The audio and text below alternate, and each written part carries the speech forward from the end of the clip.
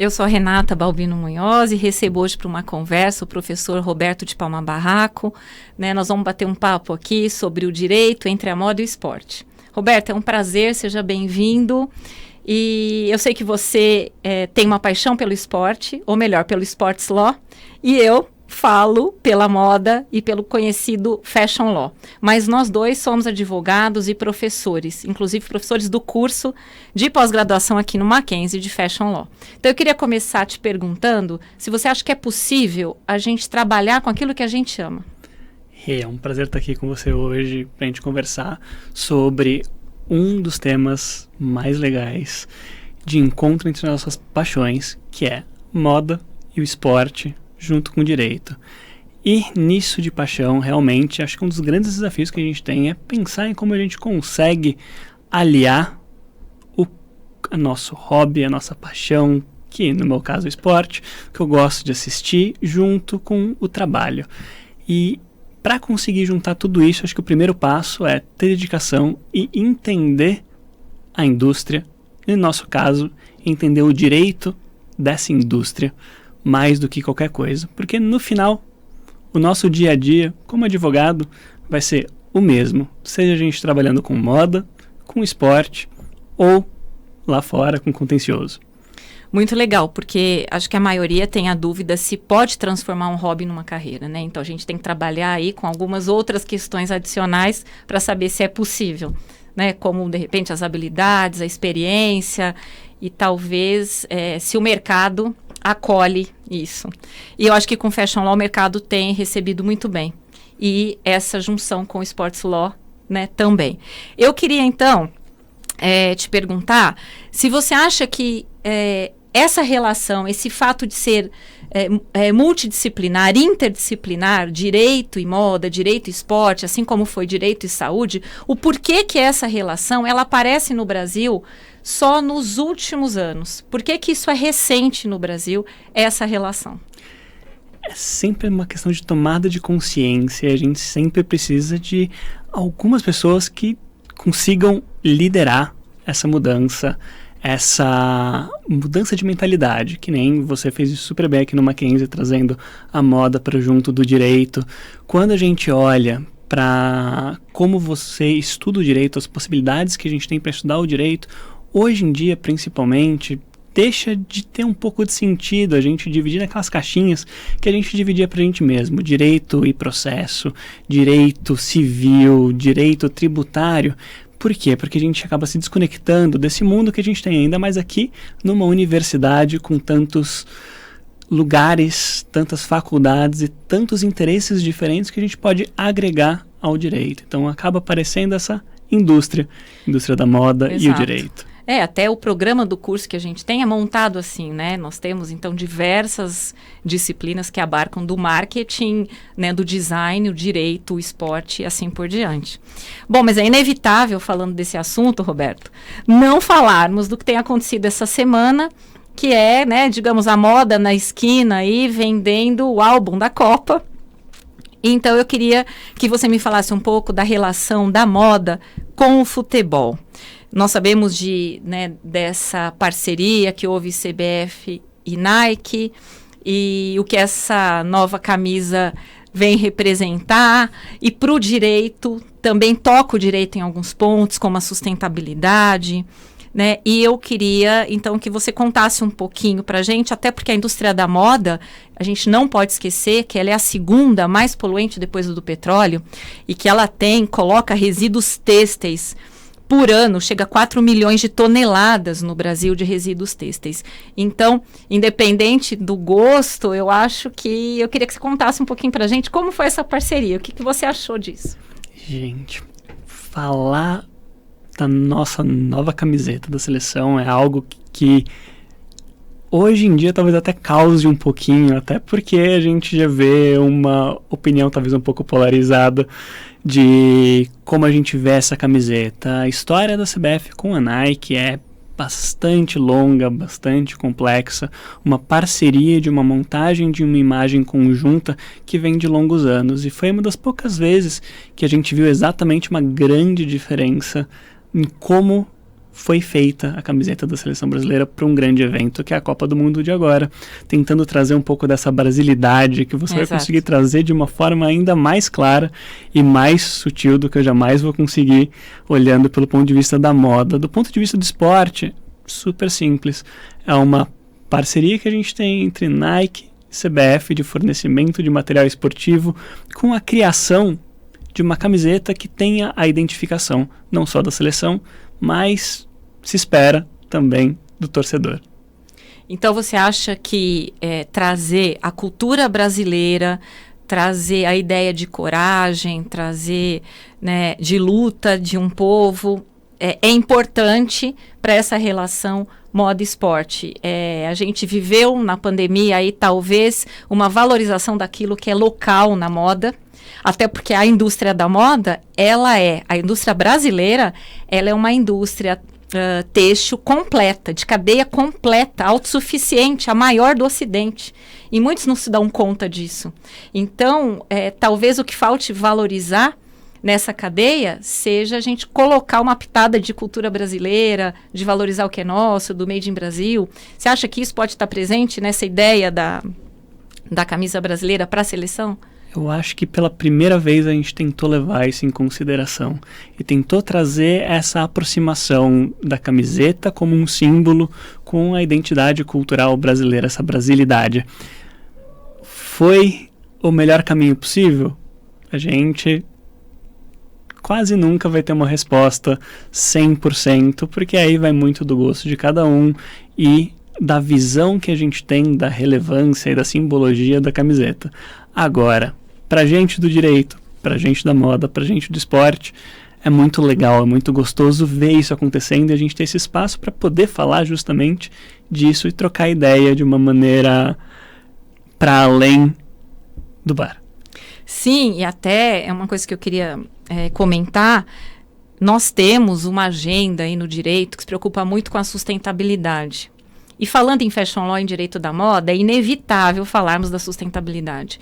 E essa é uma camisa que é 100%, né, com material 100% reciclável.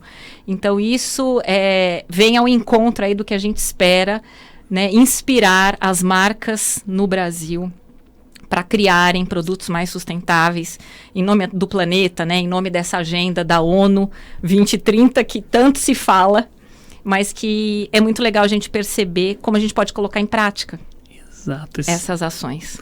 A ideia do mercado ESG na moda e no esporte é talvez a próxima grande barreira que a gente tem que ter atenção a se desdobrar, que nem você tem feito super bem aqui na casa.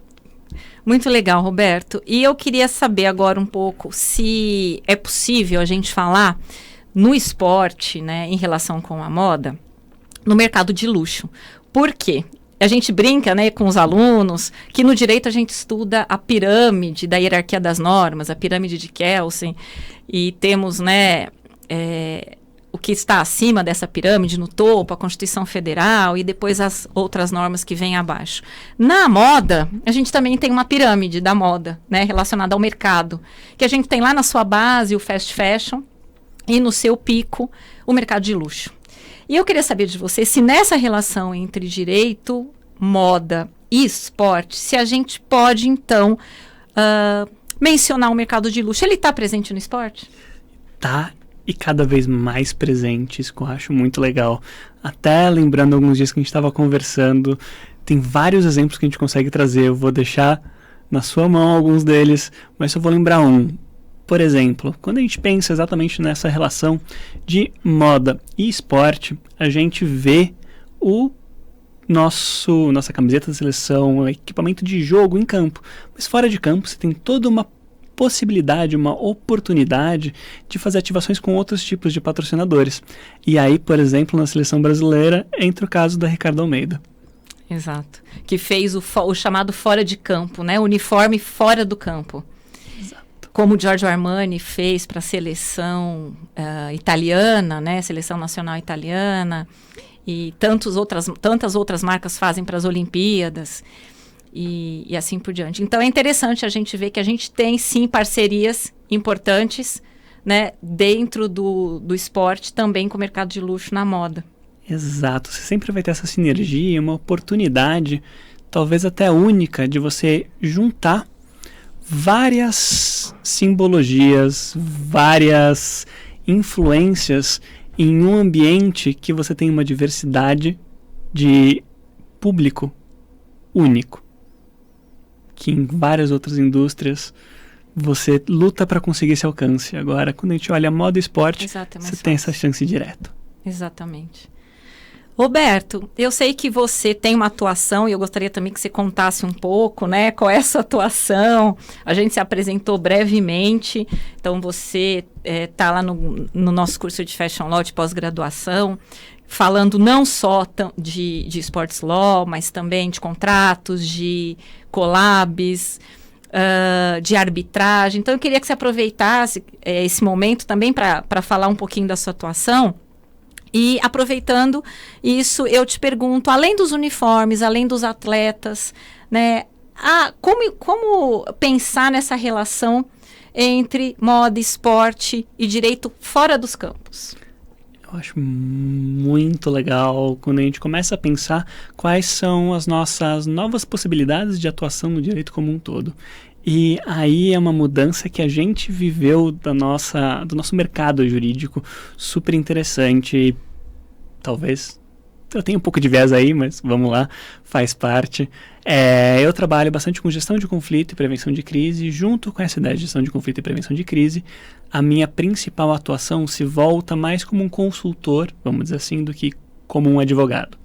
Nisso eu trabalho hoje na CBF, também trabalho um pouco na FIFA e faço minha vez de árbitro na Corte Arbitral do Esporte, assim como na Corte Arbitral da Arte.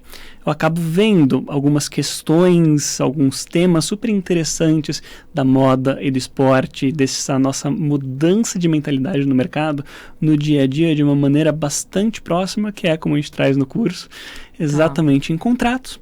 Então, como que, por exemplo, você tem duas linguagens que são muitas vezes totalmente diferentes. Exato. Linguagem da moda e linguagem do esporte dentro de um contrato de fornecimento de material esportivo para um atleta. O que você tem que colocar, quais são os cuidados que você tem que ter, licenciamento de imagem, enfim, toda uma gama de contratos que são extremamente específicos, tanto para quem é do esporte como para quem é da moda, e que assumem uma característica, uma natureza totalmente única. Além disso, quando a gente vai para a próxima linha, a gente vai falar de responsabilidade civil, que é também o seu tema de paixão. Sim. E daí, quando a gente traz essa ideia de responsabilidade civil para o esporte especificamente, qual a responsabilidade do fornecedor de material esportivo se, de repente, numa partida, imagina, o tênis do atleta estoura em quadra e ele tem uma lesão por causa do tênis. Como que acontece? Como que você, como, por exemplo, o fornecedor de material esportivo, consegue gerir esse conflito, evitar uma crise maior ainda? Quais são os cuidados que você tem que ter? E no terceiro ponto beleza, às vezes a gente não consegue evitar todas as crises e daí a gente tem que trabalhar o que acontece a partir dali. Para a gente no direito, isso aparece no que a gente está acostumado a chamar de contencioso. Seja o contencioso no Tribunal de Justiça, seja o contencioso específico como arbitragem, ou alguns outros meios. E aí a gente entra na nossa fase final do curso, dessa parte, falando justamente de como você cuida desses leves detalhes quando você está em um mercado, um nicho, que tem suas especificidades de uma maneira muito clara, como é o caso da Amaro. Quando a gente tem que, por exemplo, devolver uma peça porque não serviu quando a gente pediu ela online. É uma das maneiras que a gente tem de criar um procedimento para resolver aquele conflito, para evitar que ela vire realmente uma crise, super bem feita, levando em consideração inovação, direito e tecnologia na moda. Roberto, a gente andou escrevendo, né, juntos aí sobre um tema que eu também adoro, que são as colaborações, né, os contratos, as parcerias, patrocínio. Você tem algum caso para contar para gente que você acha interessante para o pessoal começar a perceber essa relação entre direito, moda e esporte? Sim, a gente tem vários casos super interessantes. Acho que um dos mais presentes para o pessoal do esporte, principalmente, é o caso do Air Jordan. Michael Jordan fez uma colaboração com a Nike lá atrás da criação de uma submarca da Nike específica para ele, que hoje tem uma presença não só mundial, mas de mídia que é incrível. Nessa mesma linha, depois que veio o Air Jordan, a gente tem cada vez mais uma presença e uma tentativa de você aliar a imagem do atleta como um grande influenciador com marcas de moda, criando cenários, criando produtos, criando oportunidades para nichos específicos das duas indústrias. Isso, de novo, é um dos grandes mercados que a gente tem hoje em dia, inclusive no esporte, e que é super pouco explorado no Brasil. Ou seja, está aí uma oportunidade para quem está começando. Sim, até acho que essa questão dos influenciadores é até um bate-papo, né, que merece uma nova conversa, mas eu fico pensando, né, que se o esporte hoje ele ensina muito o jovem como viver, traz valores importantes, eu fico muito feliz dessa, podemos chamar de colaboração entre o esporte e a moda, porque a moda, por sua vez, né, ela imita a vida. Então, eu acho que a gente pode, sim, começar a mostrar e tirar muito bom proveito dessa colaboração. Exato. Muito bacana, assim, Roberto. Eu acho que é um bom começo. A gente tem aí, para o pessoal que quer conhecer, né, a gente tem coisas que a gente andou escrevendo junto, fizemos uns programas, webinars com o Mackenzie Soluções aí também, que o pessoal tem à disposição, mas acho que esse bate-papo ajuda a esclarecer, né, o que é legal nessa parceria. Foi, assim, um maior prazer. Você tem mais alguma coisa que você gostaria de compartilhar com a gente? Só queria agradecer de novo a oportunidade e a parceria de sempre. Essa nossa chance que a gente tem exatamente de conversar do que a gente encontra no direito entre a moda e o esporte é algo único. Então, de novo, muito obrigado e parabéns pelo trabalho que você tem feito aqui no Mackenzie. Obrigada. Eu acho que num ano de Copa, né, vale a gente pensar com carinho aí no esporte e na moda. Obrigada, viu? Foi um prazer.